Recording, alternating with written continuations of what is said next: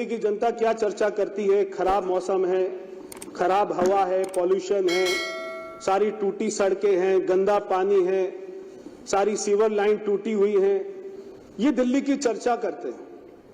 आज जहां पर हैदराबाद को आईटी हब के रूप में जाना जाता है, महाराष्ट्र को फाइनेंशियल हब के रूप में जाना चाहता है, बेंगलोर को स्टार्टअप हब के रूप में जाना चाहता है, मगर दिल्ली को मोस्ट पॉल्यूटेड सिटी के रूप में जाना जाता है। दिल्ली में इतना कल्चरल है, दिल्ली में इतना हेरिटेज है, हम दिल्ली को एक अच्छा कल्चर हेरिटेज सिटी बना सकते हैं। हमें भी दिल्ली को देश की, मैं दुनिया की बात नहीं करता, मगर देश की सबसे अंदर सबसे सुंदर सिटी के साथ में लाकर खड़ा करेंगे। ये हमारी सरकार का जो है दृढ़ संकल्प है।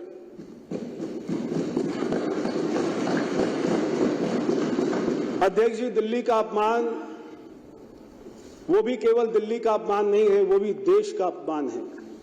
अगर दिल्ली में कोई भ्रष्टाचार करता है तो उसकी छवि पूरे देश में जाती है। अगर दिल्ली का मुख्यमंत्री अगर वो जेल में जाता है तो केवल दिल्ली की नहीं, सारी दुनिया के अखबारों में छपता है कि भारत की राजधानी का मुख्यमंत्री जेल में गया है। सारी कैबिनेट एक एक कर जेल में जाती रही। यहां पर बोर्ड लगते थे चुनाव में, दिल्ली में फिर लाएंगे केजरीवाल, और वही तिहाड़ जेल के बाहर में भी बोर्ड लगता था, फिर आएंगे केजरीवाल। वो दिन दूर नहीं है, मगर इससे दिल्ली की सुंदरता को कोई अच्छी बात नहीं, इससे कोई चार चांद नहीं लगे। जो लोग दिल्ली का यहां पे ईमानदारी का ठेकेदार बनकर आए थे, जो अन्ना आंदोलन में ईमानदारी की यहां पे ताल ठोक कर आए थे, आज वही लोग तिहाड़ में जाते हैं, उनकी पूरी कैबिनेट तिहाड़ में जाती है। ऐसी जो यहां पर सरकार चली है, उससे दिल्ली कि जो हमारी दिशा थी, हमारी दशा थी, हमारा नाम था, उसमें बहुत ज्यादा हमको झटका लगा है। वो कहते थे दिल्ली को पेरिस बनाएंगे, हम ऐसा नहीं कहते हैं। हम कहते हैं दिल्ली को धर्मराज युधिष्ठिर का इंद्रप्रस्थ बनाएंगे।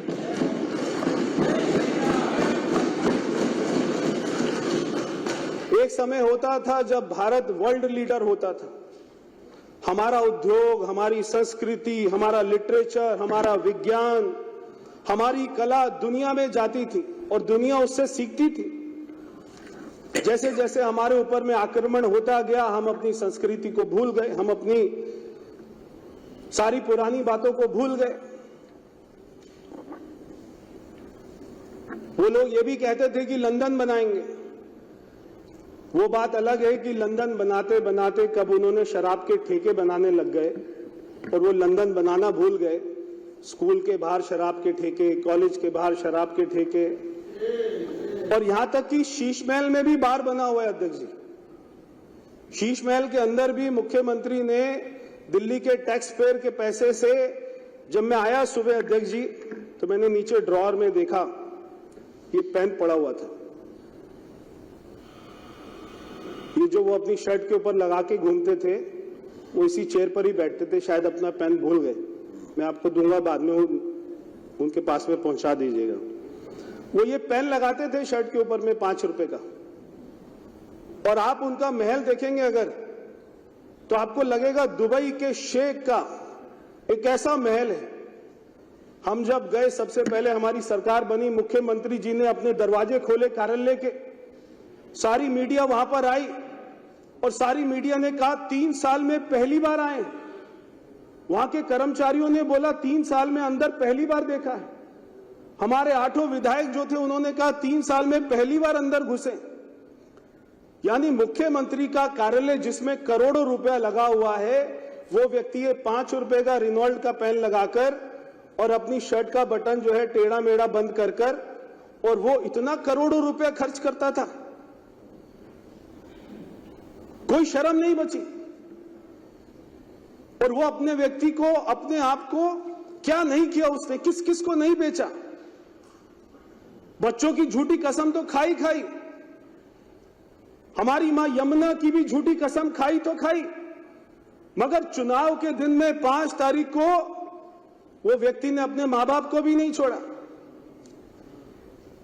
उनके पिताजी तो चलते फिरते आदमी हैं और हमें एक चैनल ने बताया कि जब वो व्हील चेयर पर उनको लेकर जा रहे थे तो उससे 10 मिनट पहले ही उन्होंने एक चैनल को इंटरव्यू दिया।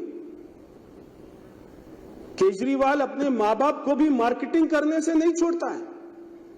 वो उनको व्हील चेयर पर लेके गया ताकि उनको सिंपैथी मिले।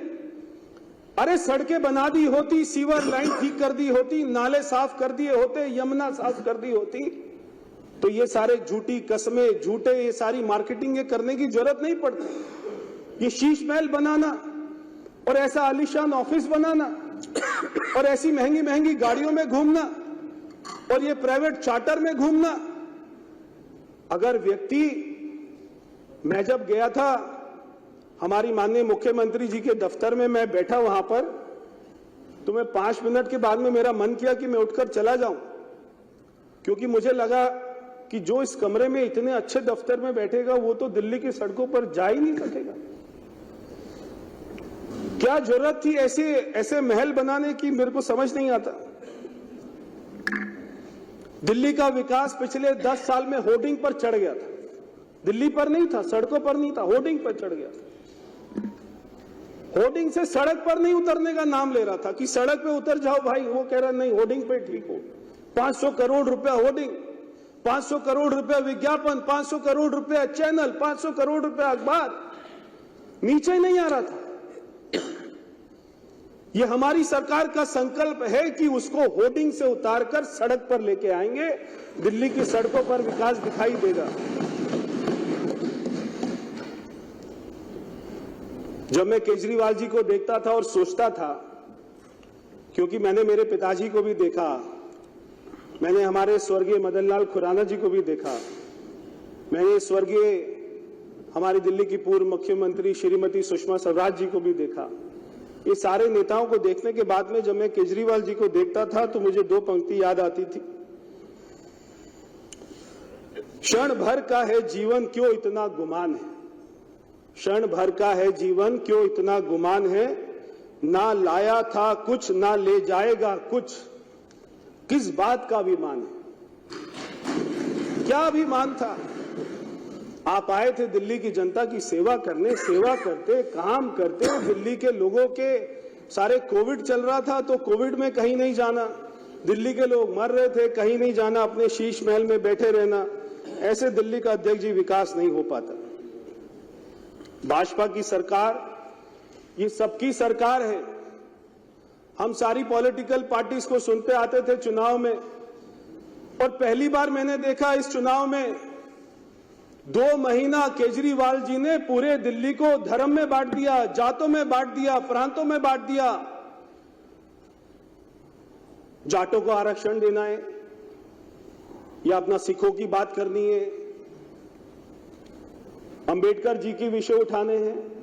पूरे दिल्ली को राजपूत, मैं बनिया हूं, ये जाट है, ये जो है दलित है, ये फलाना है। अरे हम कुछ नहीं है, हम दिल्ली वासी हैं, हमें दिल्ली का विकास चाहिए। ये सरकार, हमारी सरकार, और मैं गर्व के साथ कह सकता हूं अध्यक्ष जी, हमारी सरकार सभी की सरकार है।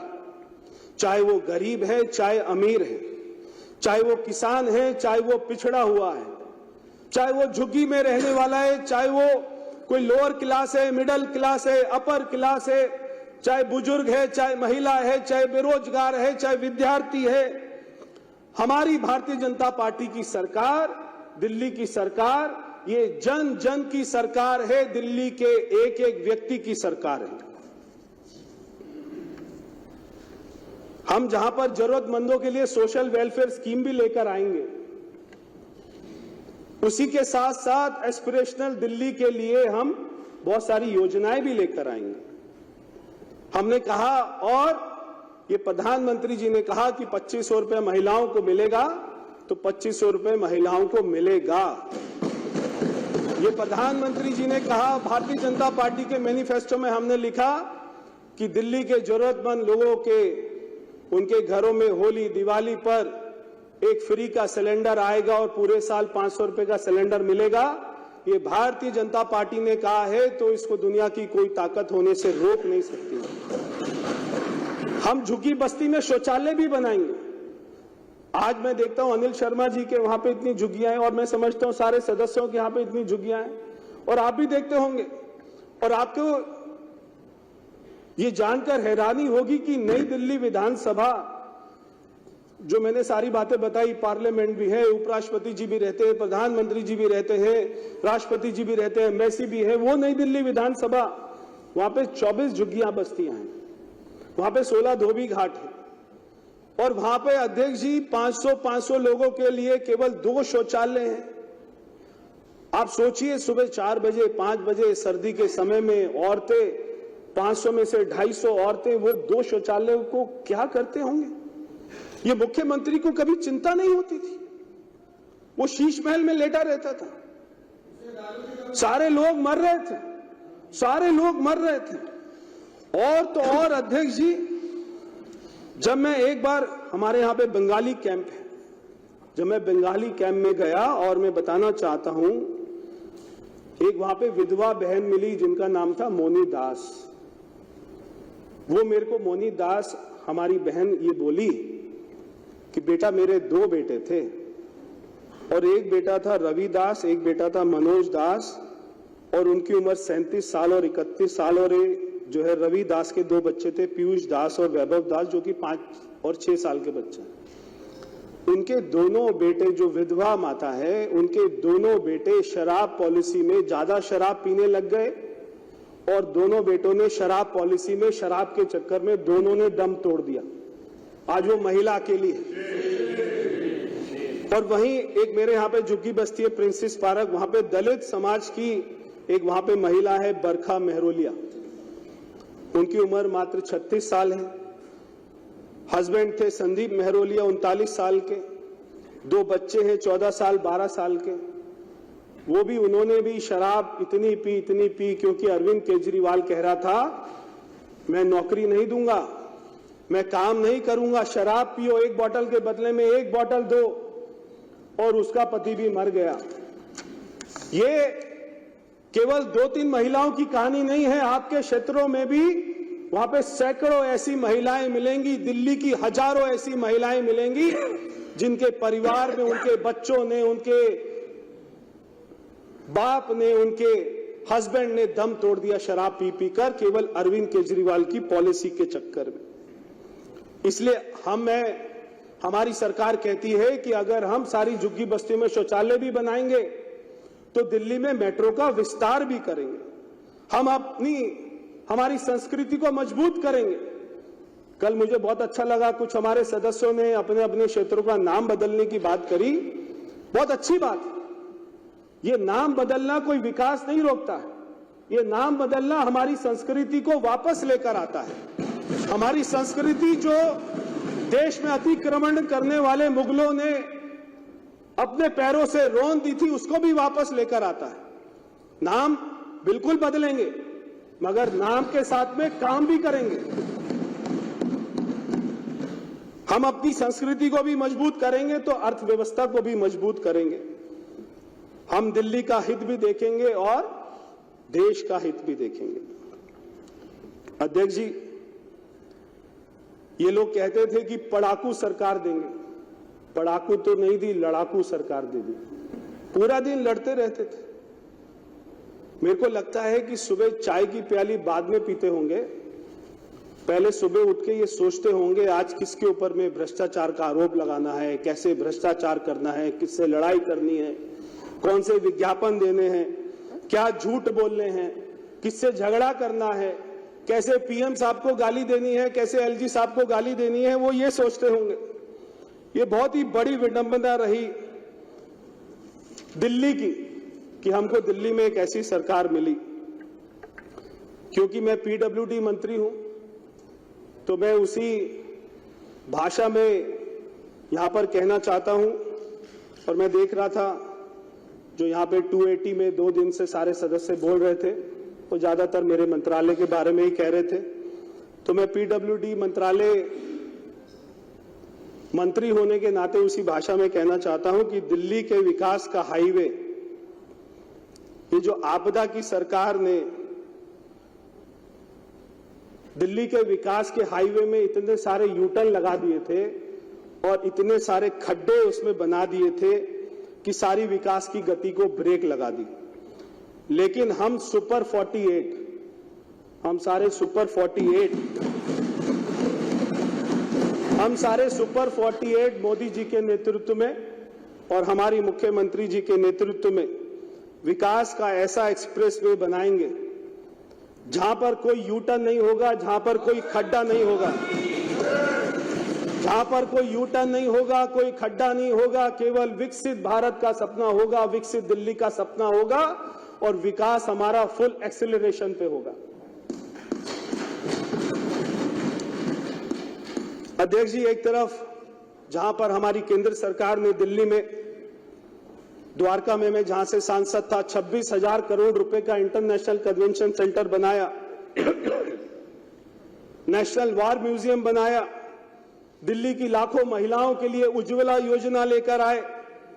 दिल्ली में आप तो अध्यक्ष जी अच्छी तरीके से जानते होंगे दिल्ली की राजनीति। पिछली कई सरकारें दिल्ली के अनऑथराइज कॉलोनी पे लड़ती रही। शीला दीक्षित जी ने छतरपुर स्टेडियम में झूठे सर्टिफिकेट बांटे थे, मगर जिस दिन प्रधानमंत्री जी ने इस समस्या को समझा, ऐसे सॉल्व कर दिया जैसे कोई समस्या ही नहीं थी। दिल्ली की सारी अनऑथराइज कॉलोनी को एक ही झटके में पीएम उदय योजना में पास कर दिया, सबके मालिकाना हक मिल गए। ये छोटी बात नहीं थी। कल मैंने सुना था मोहन सिंह बिष्ट जी को, वो कह रहे थे कि हमारे उस समय के मुख्यमंत्री डॉक्टर साहिब सिंह वर्मा जी हाई कोर्ट में गए थे जनता का वकील बनकर, और वहां पर उन्होंने दिल्ली की अनऑथराइज कॉलोनी को तोड़फोड़ से बचाया था। वहां पे दिल्ली की जनता के लिए लड़ाई लड़ी थी, मगर जब हमारे प्रधानमंत्री जी ने उनको मालिकाना हक दे दिया, रजिस्ट्री करवा दी, तो जीवन भर के लिए उनके ऊपर से तलवार हट गई। आज वो अपनी चैन की जो है सांस ले सकते हैं। एक तरफ जहां प्रधानमंत्री दिल्ली जी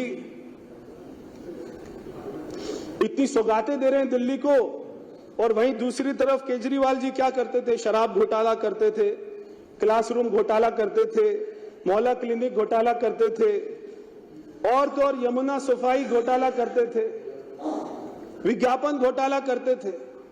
मगर ये सारे घोटालों की जांच कराई जाएगी और मुझे लगता है कि केजरीवाल जी इस जन्म में तिहाड़ जेल से तो बाहर नहीं आ पाएंगे।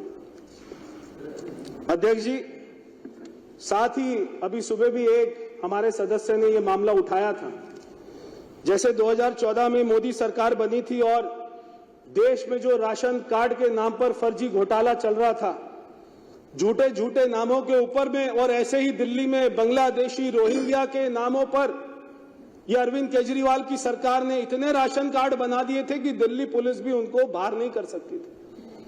मैं ये भी यहां पर कहना चाहता हूं कि हमारी सरकार दिल्ली में एक तरफ तो राशन कार्ड नए रूप में बनाएगी, मगर पुराने राशन कार्ड की भी जांच होगी। अगर किसी बांग्लादेशी रोहिंग्या का राशन कार्ड होगा तो उसके ऊपर भी कार्रवाई होगी।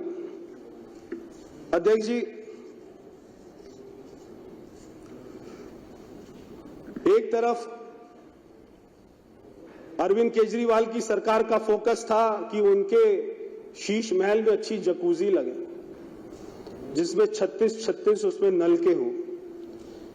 मगर हमारी सरकार का, भारतीय जनता पार्टी की सरकार का मुख्यमंत्री जी के नेतृत्व में फोकस रहेगा कि हर घर में साफ पानी आए नल से। एक तरफ अरविंद केजरीवाल की सरकार का फोकस था कि दिल्ली में शराब के ठेके खोल दिए जाएं। हमारी सरकार का फोकस होगा कि दिल्ली में हर बेरोजगार को रोजगार मिले। एक तरफ अरविंद केजरीवाल ने अपने शीश महल में गोल्ड प्लेटेड टॉयलेट सीट लगाई। हमारी सरकार का ये फोकस होगा कि हर झुग्गी बस्ती में पर्याप्त मात्रा में शौचालय बने। एक तरफ अरविंद केजरीवाल का फोकस था मोदी जी को गाली दो, एलजी साहब को गाली दो, पुलिस कमिश्नर को गाली दो, सांसदों को गाली दो। हमारी सरकार का फोकस होगा विकास, विकास और विकास। एक तरफ अरविंद केजरीवाल का फोकस था कि विज्ञापनों में फोटो लगवाओ, बड़े बड़े फोटो लगाओ, झूठ बोलो। हमारी सरकार का फोकस होगा कि ऐसे काम करेंगे कि दिल्ली की जनता के दिल में अपनी फोटो लगाएंगे। एक तरफ अरविंद केजरीवाल की सरकार का फोकस था भ्रष्टाचार करना, हमारी सरकार का फोकस होगा सुशासन करना, पारदर्शी सरकार चलाना। अध्यक्ष जी, मैं बस अपनी बात खत्म करूंगा।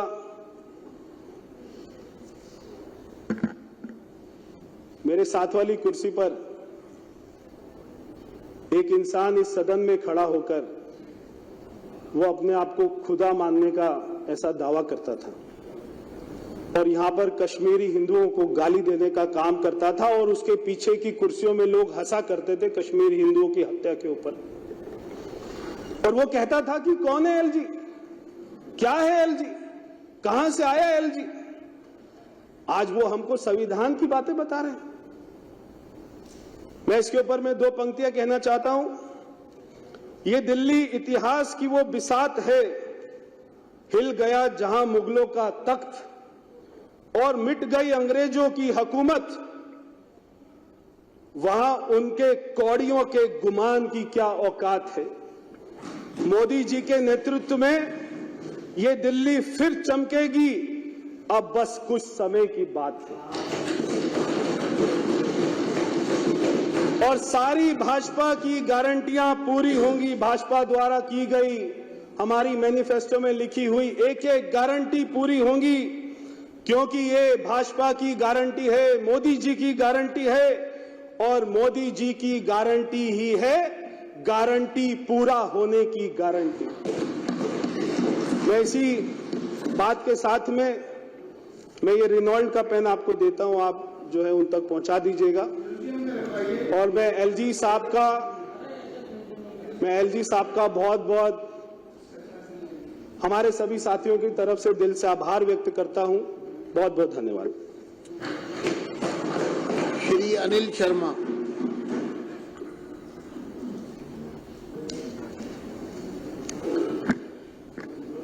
मैं आदरणीय अध्यक्ष जी आपका